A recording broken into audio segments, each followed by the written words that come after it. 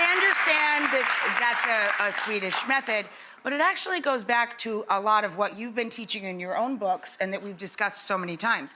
When you declutter your home, you declutter your mind. Is that kind of the concept? It's even broader than that. The whole idea is that by the age of 50, you've lived a huge part of your life, and you should start, and it might sound macabre, looking towards when you pass, not leaving a ton of stuff for people to clean up after you. So starting at age 50, start divesting yourself of things you don't need or use or love. One, so you can live a healthier, happier life, but two, also that those coming after you aren't burdened with homes full of stuff. And it's a plus. Like, you can look at it negatively, and in English it does sound negative, but it's a huge positive.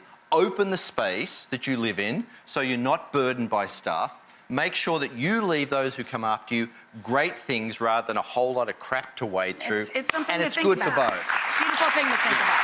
Thank you.